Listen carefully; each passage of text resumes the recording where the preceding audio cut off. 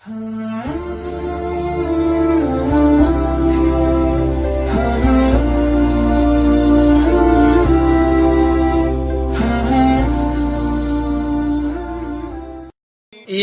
أيها الناس اتقوا ربكم الذي خلقكم من نفس واحدة وخلق منها زوجها وبث منهما رجالا كثيرا ونساء واتقوا الله الذي تساءلون به والأرحام إن الله كان عليكم رقيبا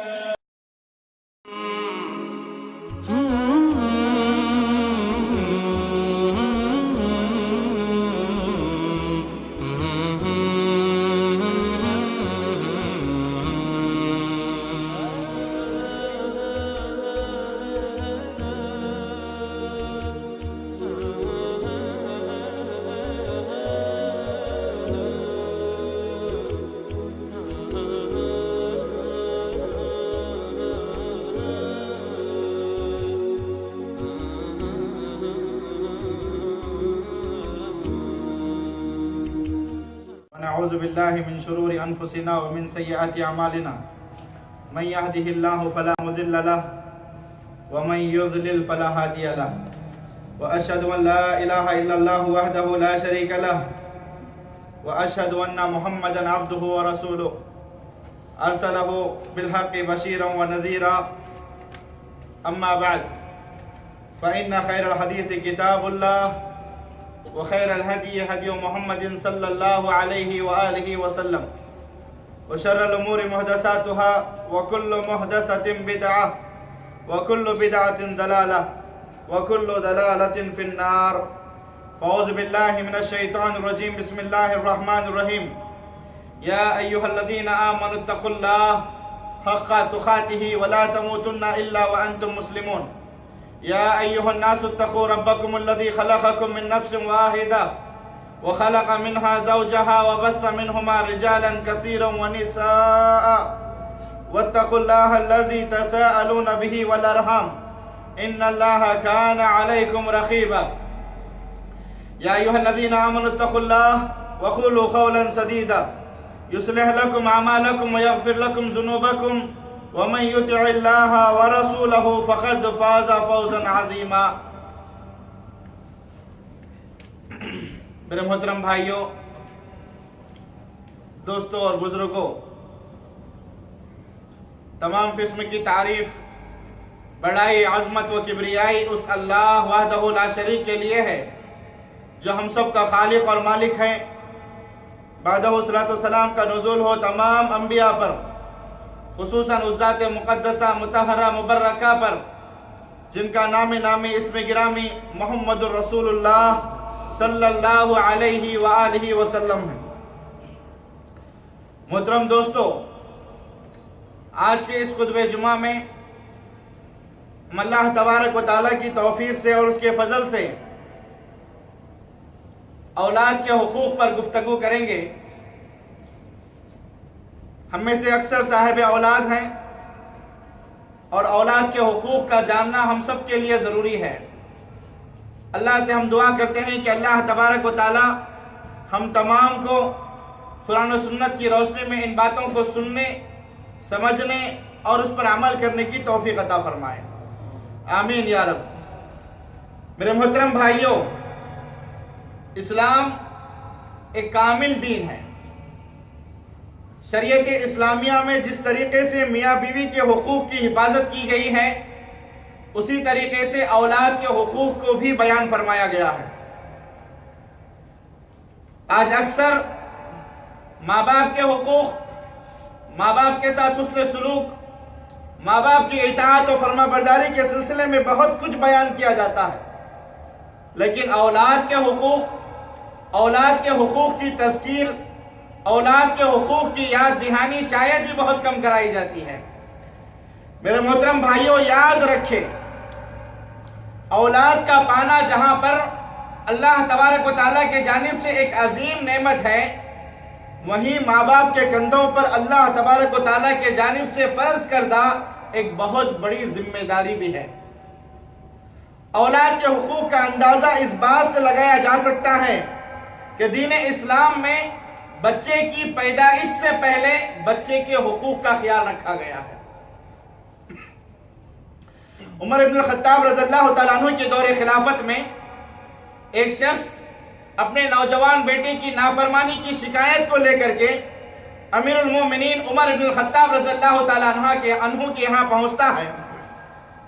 پہنچ کر کے اپنے بیٹے کی نافرمانیوں کے بارے میں بیان کرتا ہے تو عمر ابن الخطاب رضی اللہ تعالیٰ عنہ اس کے بیٹے کو بلا کر کے نصیحت فرماتے ہیں اور ماں باپ کے ساتھ حسن سلوک، ان کی اطاعت و فرما برداری کرنے کا تاکیدی حکم دیتے ہیں۔ بچہ جب رخصت ہونے لگا تو وہ امیر المومنین عمر ابن الخطاب رضی اللہ تعالیٰ عنہ سے فرماتا ہے کہ اے امیر المومنین، دین اسلام میں کیا صرف ماں باپ کے ہی حقوق ہیں یا پھر اولاد کے بھی کچھ حقوق رکھے گئے ہیں؟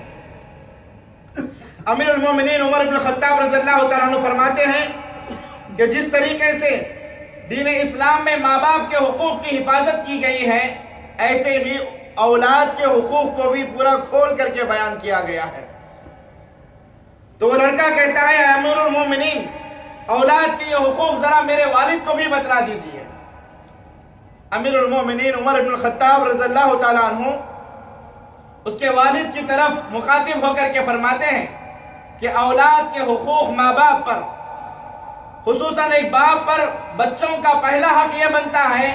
کہ ایک باپ اپنے بچوں کے لیے نیک اور اچھی ماں کا انتخاب کرے۔ بچے کا دوسرا حق یہ ہے کہ اس کا اچھا سا نام رکھا جائے، اور بچے کا تیسرا حق یہ ہے کہ جب بچہ عقل و شعور کو پہنچے، جب بچہ عقل و شعور کو ہو جائے تو اسے قرآن و سنت کی تعلیمات سے آراستہ کریں، اسے دین اسلام کی تعلیمات دیتے رہیں۔ میرے محترم دوستو، ان باتوں کو سننے کے بعد وہ بچہ کہتا ہے کہ اے امیر المومنین، یہ جو میرے والد ہیں، آپ نے جو 3 حقوق کو بیان فرمایا ہے، ان تینوں حقوق میں سے ایک حق کو بھی انہوں نے ادا نہیں کیا ہے۔ میرے والد نے جس عورت کے ساتھ شادی کی وہ عورت ایک مجوسیہ عورت ہے، اور میرا نام میرے والد نے جون رکھا جو ایک کیڑے کا نام ہے، اور اسی طریقے سے میرے والد نے مجھے کبھی بھی قرآن مجید کی ایک آیت بھی نہیں پڑھ کر کے بتلائی ہے، ایک آیت بھی نہیں سکھلائی ہے۔ امیر المومنین عمر ابن الخطاب رضی اللہ تعالیٰ عنہ اس کے والد کی طرف دیکھ کر کے فرماتے ہیں تم نے اس کے بچپن کے حقوق کو تو پامال کر دیا، اب بڑھاپے میں پہنچے ہو تو اس سے اپنے حقوق کا مطالبہ کر رہے ہو۔ تو میرے محترم دوستو، شریعت اسلامیہ میں جس طریقے سے ماں باپ کے حقوق، ماں باپ کے ساتھ حسن سلوک، ماں باپ کی اطاعت و فرما برداری ایک بہت ہی عظیم مقام رکھتی ہے، اسی طریقے سے اولاد کے حقوق، اولاد کی پرورش اور اولاد کی تربیت اسلام کے اندر ایک بہت ہی اعلیٰ مقام رکھتی ہے، بہت بڑا مقام رکھتی ہے۔ یہی وجہ ہے کہ جب انسان جوانی کی دہلیز پر پہنچ کر کے شادی بیاہ کرتا ہے تو اسے چاہیے کہ وہ اپنے بچوں کی ماں کا جب وہ انتخاب کرے تو اس انداز میں انتخاب کرے کہ وہ ماں آگے چل کر کے اس کے بچوں کی اچھی سی پرورش کر سکے، ان بچوں کی صحیح پرورش اور صحیح تربیت کر سکے۔ یہی وجہ ہے کہ پیارے رسول صلی اللہ علیہ وسلم نوجوانوں کو نصیحت کرتے ہوئے فرماتے ہیں نکاح کے متعلق، تنکح المرأة لأربع، عام طور پر دنیا میں 4 چیزوں کو مد نظر رکھ کر کے شادیاں کی جاتی ہیں۔ ولمالها، کوئی عورت کے مال کے خاطر اس سے شادی کرتا ہے۔ ولحسبها، کوئی عورت کے حسب و نسب اور اس کے اونچے خاندان کو دیکھ کر کے شادی کرتا ہے، جبکہ دین اسلام میں کوئی خاندان اونچا اور نیچا نہیں ہوتا۔ وَلِجَمَالِهَا، کوئی عورت کی خوبصورتی اور اس کے حسن جمال کو دیکھ کر کے شادی کرتا ہے۔ مگر پیارے رسول صلی اللہ علیہ وسلم نوجوانوں کو نصیحت کرتے ہوئے فرماتے ہیں فَاظْفَرْ بِذَاتِ الدِّينِ تَرِبَتْ يَدَاكَ، نوجوانوں تمہارا بھلا ہو، نوجوانوں تمہارا بھلا ہو، تم عورت کی دینداری کو دیکھ کر کے شادی کرو، یعنی دیندار عورت سے شادی کرو۔ جہاں اللہ کے رسول صلی اللہ علیہ وسلم نے نوجوانوں کو دیندار عورت سے شادی کرنے کا حکم دیا، وہیں پیارے رسول صلی اللہ علیہ وسلم عورت کو نصیحت کرتے ہوئے فرماتے ہیں اِذَا جَاءَكُمْ من ترضون دینہ وخلقہ فزوجوہ، جب تمہارے پاس کوئی ایسا لڑکا تمہاری بچی کے لیے رشتہ بھیجے جس کے دینداری اور اخلاق سے تم راضی ہو، یعنی لڑکا دیندار ہے اور اخلاق کے اعتبار سے اعلیٰ ہے اور تم اس کے دینداری اور اخلاق سے راضی اور خوش ہو، تو پیارے رسول اللہ صلی اللہ علیہ وسلم نے فرمایا فزوجوہ، اپنے بچیوں کا نکاح اس سے کر دو۔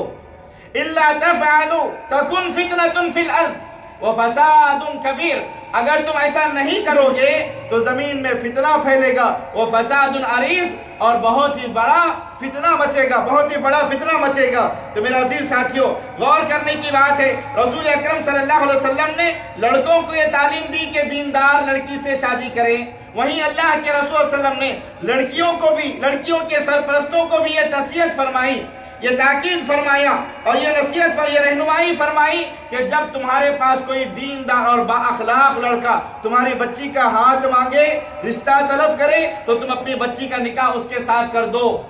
یہاں پر بھی دینداری کو اللہ کے نبی نے مد نظر رکھا، اور یہاں پر بھی اللہ کے رسول صلی اللہ علیہ وسلم نے دینداری ہی کو ملحوظ رکھا، کیونکہ میرے عزیز ساتھیوں، ماں باپ اگر دیندار ہوں گے، ماں باپ اگر با اخلاق ہوں گے، تو یقیناً وہ اپنے بچوں کی پرورش، اپنے بچوں کی تربیت اسی انداز میں کریں گے جس انداز میں انہوں نے تربیت پائی ہے۔ اسی طریقے سے نکاح اور شادی بیاہ کے بندھن میں بندھے جانے کے بعد ماں باپ پر بچوں کی پیدائش سے پہلے دوسرا حق یہ بنتا ہے،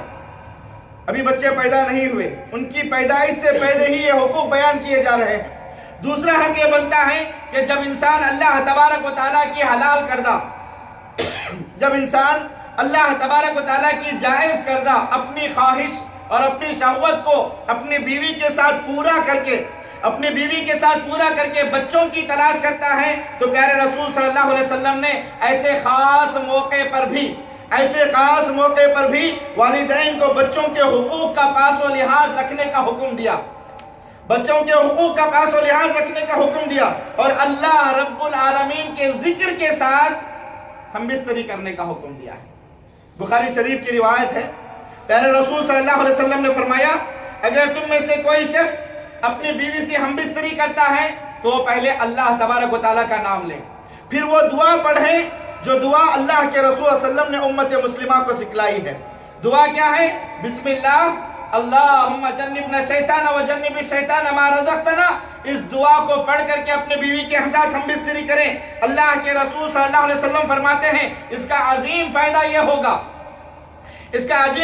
ہوگا کہ اگر اللہ تبارک و تعالیٰ اس ملاقات میں میاں بیوی کو اگر بچہ مقدر کرتا ہے تو اللہ رب العزت اس بچے کو شیطان کے شر اور فتنے سے محفوظ رکھتا ہے۔ تو میرے محترم دوستو، بتاؤ ہم میں سے کتنے ایسے لوگ ہیں جو پیارے رسول صلی اللہ علیہ وسلم کی اس تعلیمات پر عمل کرتے ہیں۔ اسی طریقے سے بچے کا تیسرا حق بچے کی پیدائش سے پہلے ماں باپ پر یہ ہے کہ ماں باپ اولاد کے لیے کثرت سے دعائیں کرتے رہیں۔ بہت ممکن ہے کہ ہم میں سے کچھ ایسے بھی لوگ ہیں جن کی شادیاں ہو کر کے سالہ سال گزر گئے لیکن وہ اولاد سے محروم ہیں، حتیٰ کہ انہوں نے ڈاکٹرز کے پاس جا کر کے اپنی تشخیص کروائی، چیک اپس کروائے، ٹیبلیٹس لیے، انجیکشنز لیے، مادی وہ تمام اسباب کو انہوں نے اختیار کر لیا، مگر پھر بھی کامیابی نہیں ملی، اولاد سے وہ محروم ہیں۔ تو شریعت اسلامیہ ایسے والدین کو یہ تعلیم دیتی ہے کہ جن اشخاص نے، جن احباب نے اطباء سے اپنی تشخیص کروائی اور مادی تمام اسباب کو انہوں نے اختیار کر لیا، تو ان مادی اسباب کے ساتھ ساتھ وہ مزید دو اسباب کو اختیار کریں جو بہت ہی زیادہ عمدہ اور مفید ہیں، جس کا ان کے رب نے، اللہ تبارک و تعالیٰ نے انہیں حکم دیا ہے، اور اکثر لوگ اس سے غافل ہیں۔ اور وہ دو چیزیں کیا ہیں؟ ایک ہے استغفار، دوسرا ہے دعا۔ استغفار اور دعا۔ نوح علیہ السلام اپنی قوم سے مخاطب ہو کر کے فرماتے ہیں، سورہ نوح کی آیت نمبر 10 اور 11 ہے، نوح علیہ السلام فرماتے ہیں فَقُلْتُ اسْتَغْفِرُوا رَبَّكُمْ إِنَّهُ كَانَ غَفَّارًا يُرْسِلِ السَّمَاءَ عَلَيْكُمْ مِدْرَارًا وَيُمْدِدُكُمْ بِأَمْوَالٍ وَبَنِينَ وَيَجْعَلْ لَكُمْ جَنَّاتٍ وَيَجْعَلْ لَكُمْ أَنْهَارًا۔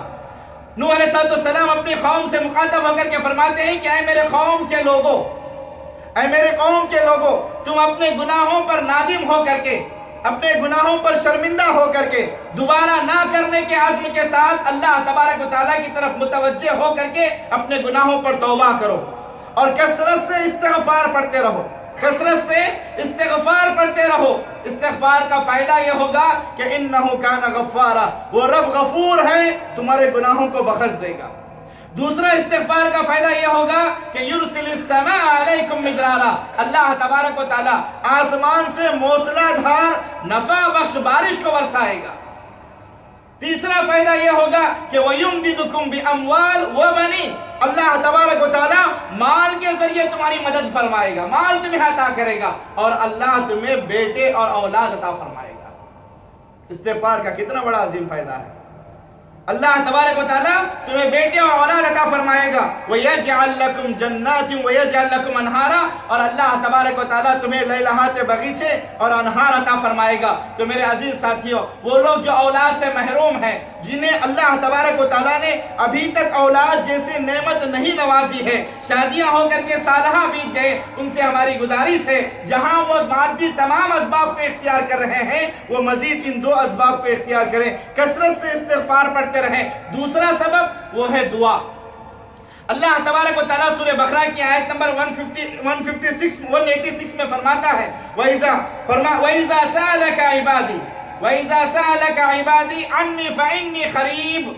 أُجِيبُ دَعْوَةَ الدَّاعِ إِذَا دَعَانِي۔ اللہ تبارک و تعالیٰ پیارے رسول صلی اللہ علیہ وسلم سے فرماتا ہے، اے محمد کریم صلی اللہ علیہ وسلم،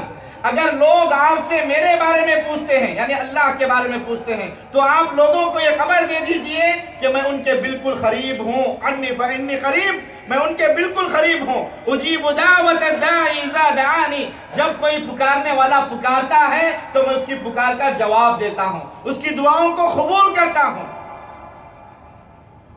مثال موجود ہے قرآن مجید کے اندر، سورہ انبیاء کی آیت نمبر 86-89 ہے۔ زکریا علیہ السلام کا واقعہ سے تو آپ واقف ہیں۔ اللہ تبارک و تعالی زکریا علیہ السلام کے تعلق سے فرماتا ہے وَزَكَرِيَّا إِذْ نَادَى رَبَّهُ رَبِّي لَا تَذَرْنِي فَرْدًا وَأَنْتَ خَيْرُ الْوَارِثِينَ۔ زکریا علیہ السلام اللہ سے دعا کرتے ہیں، اے اللہ، اِذْ نَادَى رَبَّهُ رَبِّي لَا تَذَرْنِي فَرْدًا، اے میرے رب مجھے تو تنہا نہ چھوڑ، مجھے اکیلا نہ چھوڑ۔ وَأَنْتَ خَيْرُ الْوَارِثِينَ، تو خیر الوارثین ہے، تو اولاد عطا کرنے والا ہے۔ اے اللہ تم مجھے بھی اولاد نصیب فرما، مجھے بھی میرا وارث نصیب فرما۔ اللہ تبارک و تعالیٰ فرماتا ہے، ادھر زکریا علیہ السلام نے دعا کیا، ادھر اللہ تبارک و تعالیٰ نے دعا کو قبول فرمایا۔ آج ہم سارے اسباب کو اختیار کرتے ہیں، لیکن جو سبب الاسباب ہے، جو سارے اسباب کی اصل ہے، اس کو ترک کر دیتے ہیں، اس سے غفلت برتتے ہیں۔ زکریا علیہ السلام نے ادھر دعا کیا، ربی لا تذرنی فردا وانت خیر الوارثین۔ اللہ تبارک و تعالیٰ دعا کو قبول فرماتے ہوئے کہا وَوَهَبْنَا لَهُ يَحْيَىٰ فَاسْتَجَبْنَا لَهُ وَوَهَبْنَا لَهُ يَحْيَىٰ، ہم نے زکریا علیہ السلام کی دعا کو قبول فرمایا اور انہیں یحییٰ نامی بیٹا عطا فرمایا۔ تو میرے عزیز ساتھیوں، یہ دو چیزیں آدمی کے لیے چاہیے کہ جو اولاد سے محروم ہیں وہ کثرت سے اولاد کے لیے دعائیں کریں، اور یہ اولاد کی پیدائش سے پہلے ماں باپ پر یہ بہت بڑا عظیم حق ہے اولاد کا۔ اور اسی طریقے سے جب دعا کریں اولاد کے لیے تو نیک اولاد کے لیے دعا کریں۔ ایسا نہیں کہ اللہ مجھے گورا بیٹا دے، مجھے چپٹا بیٹا دے، خوبصورت دے، ایسی بیٹی دے، ویسی۔ آپ دعا کریں کہ ربی حب لی من الصالحین۔ ابراہیم علیہ السلام دعا کرتے تھے، اور نیک بچوں کی دعا کرنا یہ انبیاء علیہ السلام کی سنتوں میں سے ایک سنت ہے۔ ابراہیم علیہ السلام دعا کرتے ہیں ربی حب لی من الصالحین، اے اللہ تو مجھے اولاد عطا فرما، اولاد دینا مگر نیک اولاد دینا۔ نیک اولاد کے لیے اللہ تبارک و تعالیٰ سے ماں باپ دعائیں کرتے رہیں، اولاد کے نیک ہونے کے لیے، صالح ہونے کے لیے۔ یہ ماں باپ پر اولاد کا بہت بڑا حق ہے، بہت بڑا حق ہے، اور اس حق کو ہم سب کے لیے چاہیے کہ ہم پورا کریں۔ اور اتنا ہی نہیں میرے عزیز ساتھیوں، نیک اولاد ماں باپ کے لیے زندگی، ان کی زندگی اور ان کی بعد زندگی دونوں حالتوں میں مفید ہیں، دونوں حالتوں میں مفید ہیں۔ نیک بچے زندگی اور بعد زندگی ماں باپ کے دونوں حالتوں میں مفید ہیں۔ وہ کیسے دیکھیے، اللہ تبارک و تعالیٰ سورۃ الکہف کی آیت نمبر 46 میں فرماتا ہے المال والبنون زینۃ الحیات الدنیا والباقیات الصالحات خیر عند ربک ثوابا وخیر عملا۔ اللہ تبارک و تعالیٰ اس آیت کریمہ میں فرماتے ہیں کہ المال والبنون زینت الحیات الدنیا، مال اور اولاد، مال اور بیٹے، یہ دنیاوی زندگی کی زیب و زینت ہے، یہ دنیاوی زندگی کی زیب و زینت ہے۔ لیکن اگر یہی مال و دولت اور یہی اولاد جو دنیاوی زندگی کی زیب و زینت ہے، جیسا کہ قرآن نے واضح کیا ہے، اگر اسی مال و دولت کو دین پر صرف کیا جائے، اللہ کی راہ میں صرف کر دیا جائے، خیر اور بھلائی کے کاموں میں صرف کر دیا جائے، تو یہی مال و دولت جو دنیاوی زندگی کی زیب و زینت ہے، آدمی کے لیے باقیات الصالحات بن جائے گا، ایک صدقہ جاریہ بن جائے گا، باقی رہنے والا بن جائے گا۔ اور اسی طریقے سے اولاد جو کہ دنیا کی زیب و زینت ہے، اگر اس اولاد کو تم دیندار بناؤ گے، نیک و صالح بناؤ گے، تو یہی اولاد جو دنیا کی زیب و زینت ہے تمہارے لیے باقیات الصالحات بن جائے گی، جس کا اللہ تبارک و تعالیٰ آگے ذکر کر رہا ہے، والباقیات الصالحات خیر عند ربک ثوابا وخیر عملا، اور باقی رہنے والی نیکیاں تمہارے رب کے پاس ثواب کے اعتبار سے اور اچھی امید کے اعتبار سے بہت زیادہ بہتر ہے۔ تو میرے عزیز ساتھیوں، دولت کی بنیاد پر جو کچھ کار خیر تم کرو گے یہ باقیات الصالحات بن جائے گا، اور اولاد دین کی بنیاد پر جب تک آپ کی اولاد دین پر قائم و دائم رہے گی، یہ آپ کے لیے باقیات الصالحات ہو جائے گا۔ تو اولاد اگر نیک ہے تو والدین کے لیے ان کی زندگی اور بعد زندگی دونوں حالتوں میں مفید ہے۔ ابن ماجہ کی ایک روایت ہے، بڑی مشہور حدیث ہے، جس کے راوی حضرت ابو ہریرہ رضی اللہ تعالیٰ عنہ ہے۔ پیارے رسول صلی اللہ علیہ وسلم فرماتے ہیں، ان الرجل لترفع درجته فی الجنہ، ایک شخص ایسا بھی ہے جس کے جنت میں درجات بلند ہو رہے ہیں، درجات اسٹیپس بڑھتے جا رہے ہیں، روزانہ اسٹیپس بڑھ رہے ہیں۔ وہ آدمی تعجب کے ساتھ اللہ تبارک و تعالیٰ سے سوال کرتا ہے، فیقول ان لہذا، اے اللہ میں تو مر چکا ہوں، میرا تو انتقال ہو گیا ہے، میرے نامہ اعمال تو بند ہو چکا ہے، پھر یہ میرے درجے کیسے بلند ہو رہے ہیں؟ اللہ تبارک و تعالیٰ اس کے تعجب کو کچھ اس طریقے سے دور کرتا ہے، باستغفار ولدک لک، تیرے بچے جن بچوں کو تو نے نیک بنایا، وہ نیک بچے تیرے لیے دنیا میں رہ کر کے استغفار کر رہے ہیں، جس کی بدولت، جس کے عوض میں، جس کے بدلے میں جنت میں تیرے درجات بلند ہو رہے ہیں۔ اولاد کو نیک بناؤ۔ اور اتنا ہی نہیں، صحیح بخاری شریف کی حدیث ہے، پہلے رسول صلی اللہ علیہ وسلم نے فرمایا، اذا مات الانسان انقطع عمله الا من ثلاث، جب آدمی مر جاتا ہے تو اس کے عمل کے سارے راستے بند ہو جاتے ہیں، مگر 3 راستے ایسے ہیں جو مرنے کے بعد بھی جاری رہتے ہیں۔ وہ 3 راستے کون سے ہیں؟ صدقۃ جاریہ، جاری رہنے والا صدقہ، او علم ينتفع به، یا ایسا علم چھوڑ کر کے گیا جس کے بعد دنیا والے فائدہ اٹھا رہے ہیں، یا نیک بچے، پورے بچے نہیں، نیک بچے جب ماں باپ کے حق میں دعائیں کرتے ہیں تو اللہ تبارک تعالیٰ ان کی دعاؤں کو قبول فرماتا ہے۔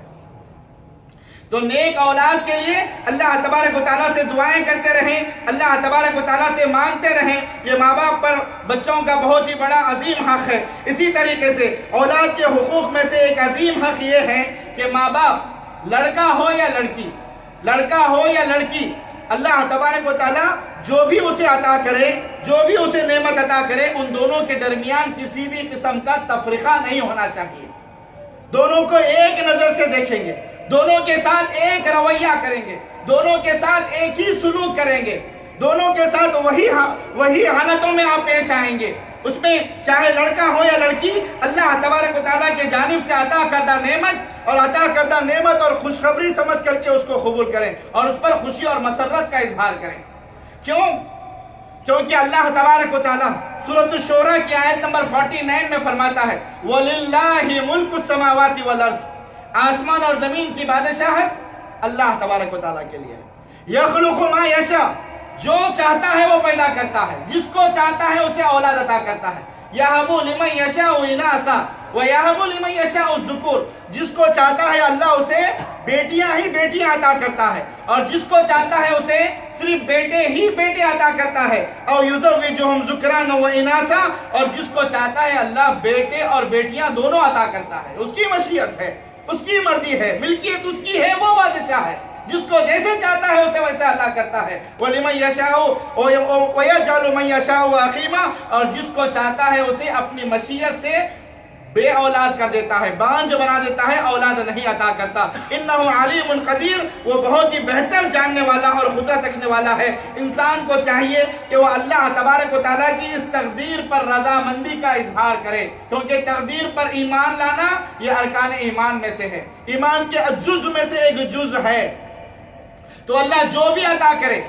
اس پر رضامندی کا اظہار کرے، چاہے بیٹا ہو یا بیٹی ہو، خوشی اور مسرت کا اظہار کرے، اس پر خوشیاں منائے۔ اور میں تو کہتا ہوں کہ مبارکباد ہیں وہ لوگ جن کے گھر میں بیٹیوں کی برکھا برستی ہے، جن کے گھر میں بیٹیاں ہیں، اللہ جن کو بیٹیوں سے نوازا ہوا ہے، وہ تو مبارکباد ہیں وہ لوگ۔ اللہ کے رسول صلی اللہ علیہ وسلم فرماتے ہیں، صحیح بخاری کی روایت ہے، من ابتلا من البنات بشیء فاحسن الیہن کن لہ سترا من النار، جس کو اللہ تبارک و تعالیٰ نے بیٹیاں دے کر کے آزمایا ہو، بیٹیاں دے کر کے آزمایا ہو، اور وہ ان بیٹیوں پر صبر کرے اور ان بیٹیوں کے ساتھ اچھا سلوک کرے، حتیٰ کہ ان کی شادیاں کر کر کے دے دے، تو پیارے رسول صلی اللہ علیہ وسلم فرماتے ہیں کہ کل قیامت کے دن یہ بیٹیاں اس کے اور جہنم کے درمیان پردہ بن کر کے اسے جہنم سے بچا لیں گے۔ بیٹیاں ہبہ ہیں، بیٹیاں عطیہ ہیں، بیٹیاں اللہ تبارک و تعالیٰ کی جانب سے عطا کردہ ایک نعمت ہے، اور اس کو نعمت سمجھ کر کے قبول کریں۔ پیارے رسول صلی اللہ علیہ وسلم فرماتے ہیں، ما من مسلم تدرکہ ابنتان فیحسن صحبتہما الا ادخلتاہ الجنہ۔ پیارے رسول صلی اللہ علیہ وسلم نے فرمایا، جس کو اللہ تبارک و تعالیٰ دو بیٹیوں سے نوازے، جس کو اللہ تبارک و تعالیٰ دو بیٹیاں عطا فرمائے، فیحسن صحبتہما، اور وہ شخص، وہ باپ ان بیٹیوں کے ساتھ حسن سلوک کرے، اچھا برتاؤ کریں، انہیں اچھا کھلائیں پلائیں پہنائیں، ان کی اچھی پرورش کریں، ان کی اچھی تربیت کریں، اور انہیں اچھی جگہ پر شادی کر کر کے دیں، تو پیارے رسول صلی اللہ علیہ وسلم نے فرمایا یہ دو بیٹیاں اس شخص کو جہنم سے آزاد کرا دیں گے، یہ دو بیٹیاں اس شخص کو جنت میں داخل کرا دیں گے۔ لیکن افسوس کا مقام ہے کہ ہر دور میں لڑکیوں کو بڑی ہی بری اور گری ہوئی نگاہ سے دیکھا گیا، ہر دور میں لڑکیوں کو بڑی ہی گری اور بری نگاہ سے دیکھا گیا، جبکہ دین اسلام میں عورتوں کا مقام بہت ہی بلند اور بالا فرما دیا گیا۔ اللہ تبارک و تعالیٰ نے دین اسلام میں عورت کو وہ سب کچھ عطا فرمایا جس کی وہ حقدار تھی، اور حتیٰ کہ اللہ تبارک و تعالیٰ نے ان لوگوں کی مذمت فرمائی، سخت مذمت فرمائی، جو لوگ اپنی بیٹی کی پیدائش کی خبر کو سن کر کے اپنے چہروں پر اداسی لاتے ہیں یا مایوسی لے کر کے آتے ہیں۔ اللہ نے مذمت فرمائی ایسے لوگوں کی۔ اللہ تبارک و تعالیٰ سورہ نحل کی آیت نمبر 58 میں فرماتا ہے، وَإِذَا بُشِّرَ أَحَدُهُمْ ظَلَّ وَجْهُهُ مُسْوَدًّا وَهُوَ كَظِيمٌ، جب اللہ تبارک و تعالیٰ کفار کا ذکر کر رہا ہے اور کہہ رہا ہے کہ زمانے جاہلیت میں جب کسی شخص کو بیٹی کی خوشخبری دی جاتی کہ اس کے گھر میں بیٹی پیدا ہوئی ہے، اس کی خبر دی جاتی، تو اس کا چہرہ کالا ہو جاتا اور دل غم سے بھر جاتا، یتوارا من الخوم، اور وہ خوف سے اپنے آپ کو، اپنے چہرے کو چھپا کر کے پھرتا، من سوء ما بشر به ایمسکہ علی ہون ام یدسہ فی التراب، اور یہ گمان کرنے لگ جاتا اور نئے تدبیریں کرنے لگ جاتا، ایسی بری تدبیریں کرتا کہ یہ جو بیٹی کی خبر مجھے دی گئی ہے، اس خبر کو میں اپنے ساتھ میں لے کر کے گھوموں یا پھر اس کو زمین میں لے جا کر کے دفن کر دوں۔ نعوذ باللہ، زمانے جاہلیت میں لوگ بیٹیوں کی پیدائش کو عار سمجھا کرتے تھے، شرم سمجھا کرتے تھے، اور اس عار اور شرم کے مارے وہ اپنی بچیوں کو زندہ دردور کر دیتے تھے۔ عزیز ساتھیوں، اسی طریقے سے پیارے رسول صلی اللہ علیہ وسلم نے فرمایا، کوئی شخص غریبی اور فقر و فاقے کی وجہ سے اپنے بچوں کو قتل نہ کرے، غریبی فقر و فاقے کی وجہ سے بھی اپنے بچوں کو نہ مارے۔ اللہ تبارک و تعالیٰ اپنے کلام پاک کی سورۃ الاسراء کی آیت نمبر 21 میں فرماتا ہے، وَلَا تَقْتُلُوا أَوْلَادَكُمْ خَشْيَةَ إِمْلَاقٍ نَحْنُ نَرْزُقُهُمْ وَإِيَّاكُمْ إِنَّ قَتْلَهُمْ كَانَ قِطْعًا كَبِيرًا۔ اللہ تبارک و تعالیٰ فرماتا ہے، اے لوگو تم اپنے بچوں کو فقر و فاقہ کی وجہ سے مت مارو، غریبی کی وجہ سے مت مارو، بھوک کی وجہ سے مت مارو، ان کو اور تم کو رزق دینا یہ ہماری ذمہ داری ہے، رزق عطا کرنے والا تو اللہ تبارک و تعالیٰ ہے، رزق کا مالک اللہ ہے۔ اللہ تبارک و تعالیٰ سورۃ الذاریات کی آیت نمبر 58 میں فرماتا ہے ان اللہ هو الرزاق ذو القوۃ المتین، وہی رب ہے، وہی اللہ ہے، یقیناً بے شک وہی اللہ تبارک و تعالیٰ ہے جو رزاق ہے، رزق عطا کرنے والا ہے، بڑی قوت والا ہے، بڑا زبردست ہے۔ اس رب پر بھروسہ رکھو، وہ رب جو چوپائیوں کو، جانوروں کو رزق عطا کرتا ہے، اس کے لیے انسان کو رزق دینا کوئی مشکل کی بات نہیں ہے، کوئی مشکل کی بات نہیں ہے۔ زمانے جاہلیت میں کچھ لوگ اپنی بچیوں کو پیدا ہونے کے بعد زندہ دفن کر دیا کرتے تھے، نعوذ باللہ۔ آج بھی بہت سارے جاہل، بے دین اور دین سے ناآشنا لوگ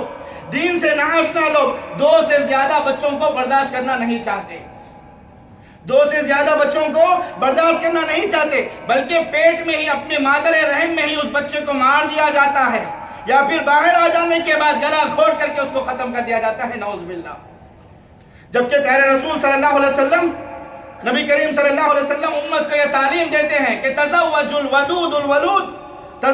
الودود، کہ لوگوں تم زیادہ محبت کرنے والی اور زیادہ بچے جنم دینے والی سے تم شادی، ایسی عورت کو دیکھ کر کے تم شادی کرو۔ جو عورت زیادہ محبت کرتی ہے اور زیادہ بچے جنم دے سکتی ہے، اس کی ماں کو، اس کی خالہ کو دیکھ کر کے ایسی لڑکی کے ساتھ تم شادی کرو۔ اس کی وجہ یہ ہے فَإِنِّي مُكَاثِرٌ بِكُمُ الْأُمَمَ، کیونکہ کل قیامت کے دن میں عام امتوں پر اپنی امت کی کثرت کی وجہ سے فخر کروں گا۔ ہمارے نبی کی یہ خواہش ہے، اور ہم امتیان رسول اکرم صلی اللہ علیہ وسلم غرب اور یورپ کی تقلید کرتے ہوئے، ہم 2 اور ہمارے 2 کے نعرے بلند کرتے ہوئے، یا ہم 2 ہمارا 1 کا نعرہ بلند کرتے ہوئے جب 2 بچے ہو جاتے ہیں اس کے بعد بچوں کا سلسلہ ختم کر دیتے ہیں۔ یاد رکھو، یہ بچوں کا حق مارنا ہے، یہ بچوں کا قتل کرنا، بچوں کا روک دینا، بچوں کا اسٹاپ کر دینا، یا بچوں کو گرا دینا، یا مادر رحم میں مار دینا، یہ بچوں کا حق مارنا ہے۔ اور کل قیامت کا دن ہوگا، یہ بچے جن کو تم زندہ درگور کر رہے ہو، یا دفن کر رہے ہو، یا مار رہے ہو، یا پھر ابورشن کر کے گرا رہے ہو، کل قیامت کا دن ہوگا، اللہ تبارک و تعالیٰ کے دربار میں یہ بچے آ کر کے تمہارا گریبان پکڑیں گے اور اللہ سے سوال کریں گے وَإِذَا الْمَوْءُودَةُ سُئِلَتْ بِأَيِّ ذَنبٍ قُتِلَتْ، اے اللہ ہمیں کس جرم کی پاداش میں قتل کیا گیا، ہمیں دنیا میں کیوں نہیں لایا گیا، آخر ہماری غلطی کیا تھی، ہمارا جرم کیا تھا۔ میرے عزیز ساتھیوں، بچوں کے حقوق کا خیال رکھو اور اپنے خیال رکھو، اور انہیں اس طریقے سے ضائع نہ ہونے نہ دینا۔ اسی طریقے سے جب بچہ پیدا ہو جائے، چاہے لڑکا ہو یا لڑکی ہو، ماں باپ اللہ تبارک و تعالیٰ کی جانب سے اسے عطیہ سمجھے، ہدیہ سمجھے، اور اللہ تبارک و تعالیٰ کی ایک عظیم نعمت سمجھ کر کے اس پر خوشی اور مسرت کا اظہار کرے، اس پر خوشی اور مسرت کا اظہار کرے، اور اس کا اچھا سا اسلامی نام رکھے، اچھا سا اسلامی نام رکھے۔ آج بہت سارے دوست احباب کو دیکھتے ہیں، جب لڑکا پیدا ہوتا ہے یا لڑکی پیدا ہوتی ہے تو فون کرتے ہیں مولانا الحمدللہ بیٹا ہوا ہے، بیٹی ہوئی ہے، خوشی کا تو اظہار کرتے ہیں، لیکن جب نام چوائس کرنے کا مسئلہ آتا ہے تو کہتے ہیں مولانا ایسا نام بتاؤ جس کا جو نام کسی کا نہ ہو، یونیک نام ہونا چاہیے۔ اب کسی کا نام نہ ہو، ایسا نام کیسا ہو سکتا ہے؟ چلو ایک کام کر لو، اگر کسی کا نام نہ ہو ایسا رکھو، کیا کوئی آدمی اپنے بچے کا نام اسٹیئرنگ رکھ سکے گا؟ جائز ہوگا؟ بھائی کسی کا نہیں ہے، تم رکھ لو اپنے بچے کا، گیئر رکھ لو اس کے۔ اللہ کے بندو، اللہ جب لڑکا ہو یا لڑکی ہو ان کے اسلامی نام رکھو، ایسے نام رکھو جن کے اچھے سے معنی ہو، اچھے سے مطالب ہو، اس کے اچھا معنی اور مطلب ہو، اور ایسے نام نہ رکھو جن ناموں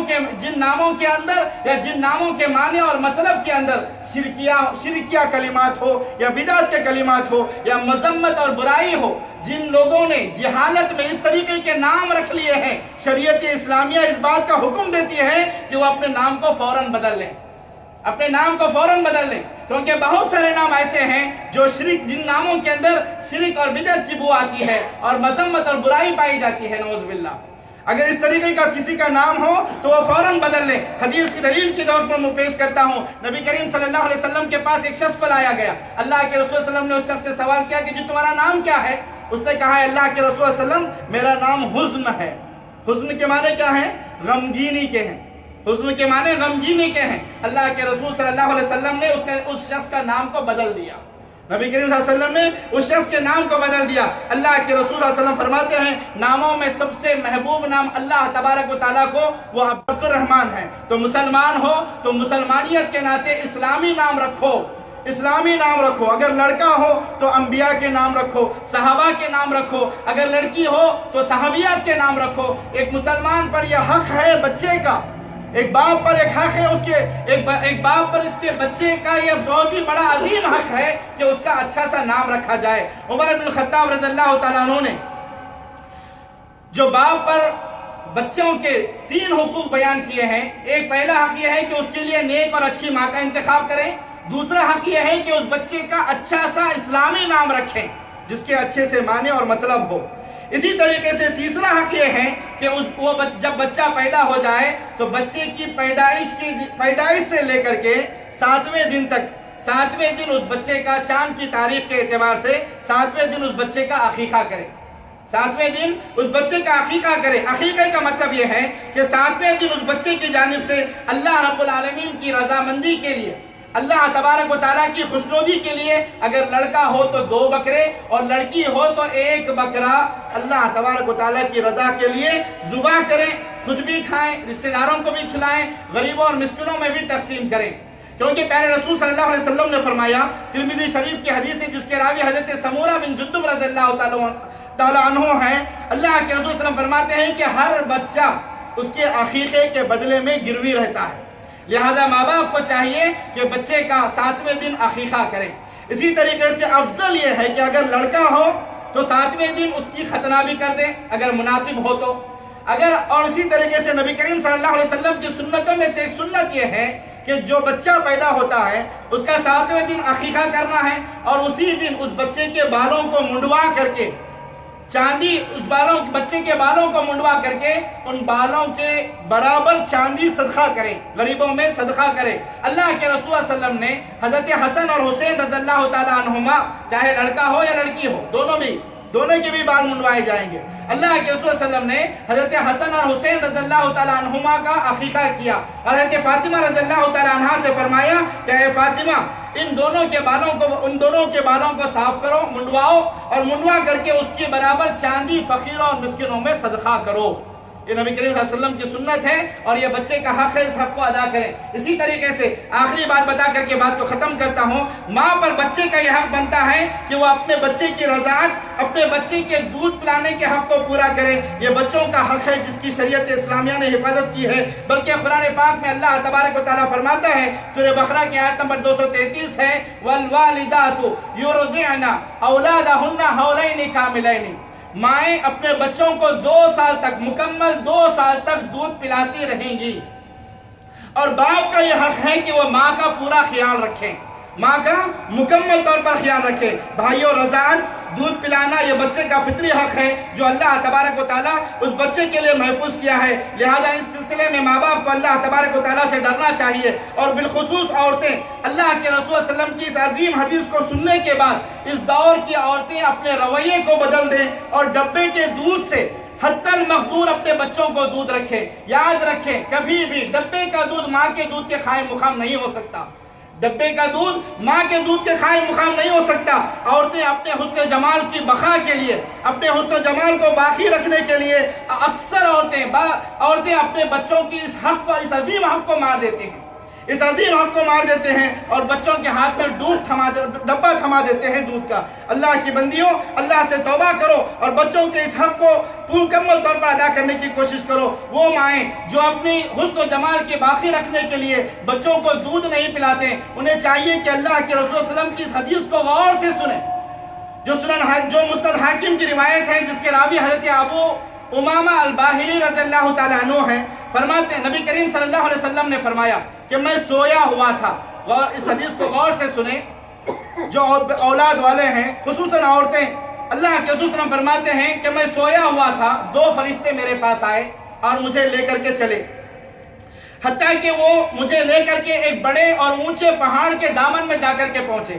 اس کے بعد ان دونوں فرشتوں نے کہا کہ اے محمد صلی اللہ علیہ وسلم، اس پہاڑ پر چڑھیے۔ اللہ کے رسول صلی اللہ علیہ وسلم نے فرمایا کہ مجھ میں اتنے بڑے پہاڑ پر میں کیسے چڑھوں گا؟ مجھ میں چڑھنے کی ہمت نہیں ہے۔ اللہ کے رسول صلی اللہ علیہ وسلم نے سے ان دونوں فرشتوں نے کہا اے محمد صلی اللہ علیہ وسلم آپ چڑھیے، ہم آپ کی مدد کریں گے، ہم آپ کی مدد کریں گے۔ پیارے رسول صلی اللہ علیہ وسلم فرماتے ہیں کہ ہم اس پہاڑ پر چڑھتے گئے لیکن جوں چڑھتے گئے ہمیں عجیب و غریب آوازیں آنے لگی۔ میں ان دونوں فرشتوں سے پوچھا کہ آوازیں کن لوگوں کی ہیں؟ تو ان فرشتوں نے کہا کہ یہ جہنمیوں کی آوازیں ہیں، یہ جہنمیوں کی آوازیں ہیں۔ پھر اللہ کے رسول فرماتے ہیں کہ ہم اور آگے بڑھتے گئے یہاں تک کہ میں نے اپنے آنکھوں سے دیکھا کہ کچھ لوگوں کو الٹا لٹکایا گیا ہے اور ان کے جبڑوں کو چیرا جا رہا ہے، جن کے جبڑوں سے خون کی ندیاں خون کے فوارے بہ رہے ہیں۔ میں اللہ کے رسول فرماتے ہیں میں نے ان دونوں فرشتوں سے پوچھا کہ یہ کون لوگ ہیں اور انہیں کیوں اس قسم کی سزا دی جا رہی ہے؟ تو فرشتے کہتے ہیں ہؤلاء الذین یفطرون قبل تحلۃ صومہم، اے اللہ کے رسول صلی اللہ علیہ وسلم یہ وہ لوگ ہیں جو روزے کا وقت ہونے سے پہلے افطاری کر لیا کرتے تھے، روزے کا وقت ختم ہونے سے پہلے افطاری کر لیا کرتے تھے۔ حدیث بڑی طویل ہے لیکن آخری بات بتا کر کے بات کو ختم کرتا ہوں۔ اس کا اللہ کے رسول فرماتے ہیں اس کے بعد ہم اور آگے بڑھتے رہے۔ میں نے دیکھا کچھ عورتوں کو ان کی چھاتیوں کے بل لٹکایا گیا ہے، کچھ عورتوں کو ان کی چھاتیوں سے لٹکایا گیا ہوا اور مختلف قسم کے زہریلے سانپ ان کی چھاتیوں کو نوچ رہے ہیں اور چھاتیوں کو ڈس رہے ہیں۔ اللہ کے رسول فرماتے ہیں کہ میں اس عجیب و غریب منظر کو دیکھ کر کے بڑا پریشان ہو گیا اور میں نے فرشتوں سے پوچھا کہ فرشتوں یہ عورتیں کون ہیں اور انہیں اس قسم کا عذاب کیوں دیا جا رہا ہے؟ تو فرشتے کہتے ہیں اے اللہ کے رسول صلی اللہ علیہ وسلم کیا بتلائیں؟ ہؤلاء اللاتی یمنعن اولادہن البانہن، اے اللہ کے رسول صلی اللہ علیہ وسلم یہ وہ عورتیں ہیں جنہیں اللہ تبارک و تعالیٰ نے دودھ جیسی عظیم نعمت کو عطا کیا تھا اور ان عورتوں نے اپنی خوبصورتی اور حسن جمال کی بقا کے لیے اپنے بچوں کو اپنے چھاتیوں سے دور رکھا تھا، انہوں نے اپنی چھاتیوں سے اپنے بچوں کو دودھ نہیں پلایا تھا۔ یہی وجہ ہے کہ اللہ تبارک و تعالیٰ انہیں اس قسم کا عذاب عطا کر رہا ہے۔ تو اس سخت وعید کو سننے کے بعد اگر کسی عورت کا دل نہ پگھلے اور وہ اپنے بچے کے لیے عظیم قربانی دینے کے لیے تیار نہ ہو جائے تو یاد رکھے وہ دن بعید نہیں ہے جس دن اللہ تبارک و تعالیٰ ہماری ماؤں اور بہنوں کو بھی جو اس قسم کی غلطی کر رہے ہیں اور اپنے بچوں کے حق کو مار رہے ہیں وہ انہیں بھی اللہ تبارک و تعالیٰ اس قسم کے بھیانک عذاب میں مبتلا کر سکتا ہے۔ اور بھی بہت سارے حقوق ہیں بچوں کے، انشاءاللہ اگلے خطبے میں ہم بیان کریں گے۔ اللہ سے میں دعا کرتا ہوں کہ اللہ تبارک و تعالیٰ ہم تمام کو ان کہی سنی باتوں پر عمل کرنے کی توفیق عطا فرمائے۔ اقول قولی ھذا واستغفر اللہ لی ولکم ولسائر المسلمین من کل ذنب فاستغفروا واتوبوا الیہ انہ هو الغفور الرحیم۔ عبد الرحمن ہے تو مسلمان ہو تو مسلمانیت کے ناطے اسلامی نام رکھو، اگر لڑکا ہو تو انبیاء کے نام رکھو، صحابہ کے نام رکھو، اگر لڑکی ہو تو صحابیات کے نام رکھو۔ ایک مسلمان پر یہ حق ہے بچے کا، ایک باپ پر ایک حق ہے ایک باپ پر اس کے بچے کا یہ بہت ہی بڑا عظیم حق ہے کہ اس کا اچھا سا نام رکھا جائے۔ عمر بن الخطاب رضی اللہ تعالیٰ عنہ نے جو باپ پر بچوں کے 3 حقوق بیان کیے ہیں، ایک پہلا حق یہ ہے کہ اس کے لیے نیک اور اچھی ماں کا انتخاب کریں، دوسرا حق یہ ہے کہ اس بچے کا اچھا سا اسلامی نام رکھیں جس کے اچھے سے معنی اور مطلب ہو۔ اسی طریقے سے تیسرا حق یہ ہے کہ جب بچہ پیدا ہو جائے تو بچے کی پیدائش سے لے کر کے 7ویں دن تک، 7ویں دن اس بچے کا چاند کی تاریخ کے اعتبار سے 7ویں دن اس بچے کا عقیقہ کرے، 7ویں دن اس بچے کا عقیقہ کرے۔ عقیقے کا مطلب یہ ہے کہ 7ویں دن اس بچے کی جانب سے اللہ رب العالمین کی رضامندی کے لیے، اللہ تبارک و تعالیٰ کی خوشنودی کے لیے اگر لڑکا ہو تو 2 بکرے اور لڑکی ہو تو 1 بکرا اللہ تبارک و تعالیٰ کی رضا کے لیے ذبح کریں، خود بھی کھائیں، رشتہ داروں کو بھی کھلائیں، غریبوں اور مسکینوں میں بھی تقسیم کریں۔ کیونکہ پیارے رسول صلی اللہ علیہ وسلم نے فرمایا، ترمذی شریف کی حدیث ہے جس کے راوی حضرت سمورہ بن جندب رضی اللہ تعالیٰ عنہ ہیں، اللہ کے رسول صلی اللہ علیہ وسلم فرماتے ہیں کہ ہر بچہ اس کے عقیقے کے بدلے میں گروی رہتا ہے، لہذا ماں باپ کو چاہیے کہ بچے کا 7ویں دن عقیقہ کریں۔ اسی طریقے سے افضل یہ ہے کہ اگر لڑکا ہو تو 7ویں دن اس کی ختنہ بھی کر دیں اگر مناسب ہو تو، اور اسی طریقے سے نبی کریم صلی اللہ علیہ وسلم کی سنتوں میں سے ایک سنت یہ ہے کہ جو بچہ پیدا ہوتا ہے اس کا 7ویں دن عقیقہ کرنا ہے اور اسی دن اس بچے کے بالوں کو منڈوا کر کے چاندی اس بچے کے بالوں کو منڈوا کر کے ان بالوں کے برابر چاندی صدقہ کرے، غریبوں میں صدقہ کرے۔ اللہ کے رسول صلی اللہ علیہ وسلم نے حضرت حسن اور حسین رضی اللہ تعالیٰ عنہما، چاہے لڑکا ہو یا لڑکی ہو، دونوں کے بھی بال منڈوائے جائیں گے۔ اللہ کے رسول صلی اللہ علیہ وسلم نے حضرت حسن اور حسین رضی اللہ تعالیٰ عنہما کا عقیقہ کیا، اور حضرت فاطمہ رضی اللہ تعالیٰ عنہا سے فرمایا کہ اے فاطمہ، ان دونوں کے بالوں کو صاف کرو، منڈواؤ، اور منڈوا کر کے اس کے برابر چاندی فقیروں اور مسکینوں میں صدقہ کرو۔ یہ نبی کریم صلی اللہ علیہ وسلم کی سنت ہے، اور یہ بچے کا حق ہے، اس حق کو ادا کریں۔ اسی طریقے سے آخری بات بتا کر کے بات کو ختم کرتا ہوں، ماں پر بچے کا یہ حق بنتا ہے کہ وہ اپنے بچے کی رضاعت، اپنے بچے کے دودھ پلانے کے حق کو پورا کرے۔ یہ بچوں کا حق ہے جس کی شریعت اسلامیہ نے حفاظت کی ہے، بلکہ قرآن پاک میں اللہ تبارک و تعالیٰ فرماتا ہے، سورہ بقرہ کی آیت نمبر 233 ہے، وَالْوَالِدَاتُ يُرْضِعْنَ أَوْلَادَهُنَّ حَوْلَيْنِ كَامِلَيْنِ، مائیں اپنے بچوں کو 2 سال تک، مکمل 2 سال تک دودھ پلاتی رہیں گی، اور باپ کا یہ حق ہے کہ وہ ماں کا پورا خیال رکھے، ماں کا مکمل طور پر خیال رکھے۔ بھائیوں، رضاعت، دودھ پلانا یہ بچے کا فطری حق ہے جو اللہ تبارک و تعالیٰ اس بچے کے لیے محفوظ کیا ہے، لہذا اس سلسلے میں ماں باپ کو اللہ تبارک و تعالیٰ سے ڈرنا چاہیے، اور بالخصوص عورتیں اللہ کے رسول صلی اللہ علیہ وسلم کی اس عظیم حدیث کو سننے کے بعد اس دور کی عورتیں اپنے رویے کو بدل دیں اور ڈبے کے دودھ سے حتی المقدور اپنے بچوں کو دودھ رکھیں۔ یاد رکھیں، کبھی بھی ڈبے کا دودھ ماں کے دودھ کے قائم مقام نہیں ہو سکتا،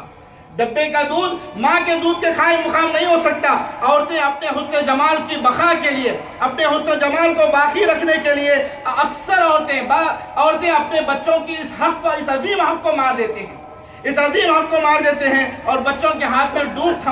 ڈبہ تھما دیتے ہیں دودھ کا۔ اللہ کی بندیوں، اللہ سے توبہ کرو اور بچوں کے اس حق کو مکمل طور پر ادا کرنے کی کوشش کرو۔ وہ مائیں جو اپنی حسن و جمال کی باقی رکھنے کے لیے بچوں کو دودھ نہیں پلاتے، انہیں چاہیے کہ اللہ کے رسول صلی اللہ علیہ وسلم کی اس حدیث کو غور سے سنیں،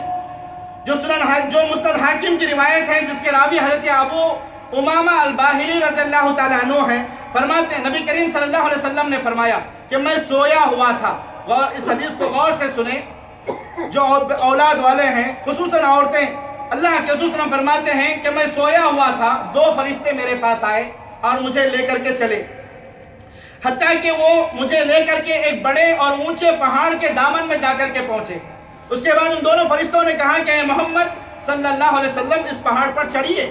اللہ کے رسول صلی اللہ علیہ وسلم نے فرمایا کہ مجھ میں اتنے بڑے پہاڑ پر میں کیسے چڑھوں گا، مجھ میں چڑھنے کی ہمت نہیں ہے۔ اللہ کے رسول صلی اللہ علیہ وسلم نے سے ان دونوں فرشتوں نے کہا، اے محمد صلی اللہ علیہ وسلم، آپ چڑھیے، ہم آپ کی مدد کریں گے، ہم آپ کی مدد کریں گے۔ پیارے رسول صلی اللہ علیہ وسلم فرماتے ہیں کہ ہم اس پہاڑ پر چڑھتے گئے، لیکن جوں چڑھتے گئے ہمیں عجیب و غریب آوازیں آنے لگی۔ میں ان دونوں فرشتوں سے پوچھا کہ آوازیں کن لوگوں کی ہیں، تو ان فرشتوں نے کہا کہ یہ جہنمیوں کی آوازیں ہیں، یہ جہنمیوں کی آوازیں ہیں۔ پھر اللہ کے رسول صلی اللہ علیہ وسلم فرماتے ہیں کہ ہم اور آگے بڑھتے گئے یہاں تک کہ میں نے اپنے آنکھوں سے دیکھا کہ کچھ لوگوں کو الٹا لٹکایا گیا ہے اور ان کے جبڑوں کو چیرا جا رہا ہے، جن کے جبڑوں سے خون کے فوارے بہ رہے ہیں۔ میں اللہ کے رسول صلی اللہ علیہ وسلم فرماتے ہیں، میں نے ان دونوں فرشتوں سے پوچھا کہ یہ کون لوگ ہیں اور انہیں کیوں اس قسم کی سزا دی جا رہی ہے، تو فرشتے کہتے ہیں، ہؤلاء الذین یفطرون قبل تحلۃ صومہم، اے اللہ کے رسول صلی اللہ علیہ وسلم، یہ وہ لوگ ہیں جو روزے کا وقت ہونے سے پہلے افطاری کر لیا کرتے تھے، روزے کا وقت ختم ہونے سے پہلے افطاری کر لیا کرتے تھے۔ حدیث بڑی طویل ہے، لیکن آخری بات بتا کر کے بات کو ختم کرتا ہوں۔ اس کا اللہ کے رسول صلی اللہ علیہ وسلم فرماتے ہیں، اس کے بعد ہم اور آگے بڑھتے رہے۔ میں نے دیکھا کچھ عورتوں کو ان کی چھاتیوں کے بل لٹکایا گیا ہے، کچھ عورتوں کو ان کی چھاتیوں سے لٹکایا گیا ہوا ہے، اور مختلف قسم کے زہریلے سانپ ان کی چھاتیوں کو نوچ رہے ہیں اور چھاتیوں کو ڈس رہے ہیں۔ اللہ کے رسول فرماتے ہیں کہ میں اس عجیب و غریب منظر کو دیکھ کر کے بڑا پریشان ہو گیا، اور میں نے فرشتوں سے پوچھا کہ فرشتوں، یہ عورتیں کون ہیں اور انہیں اس قسم کا عذاب کیوں دیا جا رہا ہے؟ تو فرشتے کہتے ہیں، اے اللہ کے رسول صلی اللہ علیہ وسلم کیا بتلائیں، ہؤلاء اللاتی یمنعن اولادہن البانہن، اے اللہ کے رسول صلی اللہ علیہ وسلم، یہ وہ عورتیں ہیں جنہیں اللہ تبارک و تعالیٰ نے دودھ جیسی عظیم نعمت کو عطا کیا تھا، اور ان عورتوں نے اپنی خوبصورتی اور حسن جمال کی بقا کے لیے اپنے بچوں کو اپنے چھاتیوں سے دور رکھا تھا، انہوں نے اپنی چھاتیوں سے اپنے بچوں کو دودھ نہیں پلایا تھا، یہی وجہ ہے کہ اللہ تبارک و تعالیٰ انہیں اس قسم کا عذاب عطا کر رہا ہے۔ تو اس سخت وعید کو سننے کے بعد اگر کسی عورت کا دل نہ پگھلے اور وہ اپنے بچے کے لیے عظیم قربانی دینے کے لیے تیار نہ ہو جائے تو یاد رکھے وہ دن بعید نہیں ہے جس دن اللہ تبارک و تعالیٰ ہماری ماؤں اور بہنوں کو بھی جو اس قسم کی غلطی کر رہے ہیں اور اپنے بچوں کے حق کو مار رہے ہیں وہ انہیں بھی اللہ تبارک و تعالیٰ اس قسم کے بھیانک عذاب میں مبتلا کر سکتا ہے۔ اور بھی بہت سارے حقوق ہیں بچوں کے، انشاءاللہ اگلے خطبے میں ہم بیان کریں گے۔ اللہ سے میں دعا کرتا ہوں کہ اللہ تبارک و تعالیٰ ہم تمام کو ان کہی سنی باتوں پر عمل کرنے کی توفیق عطا فرمائے۔ اقول قولی ھذا واستغفر اللہ لی ولکم ولسائر المسلمین من کل ذنب فاستغفروا واتوبوا الیہ انہ هو الغفور الرحیم۔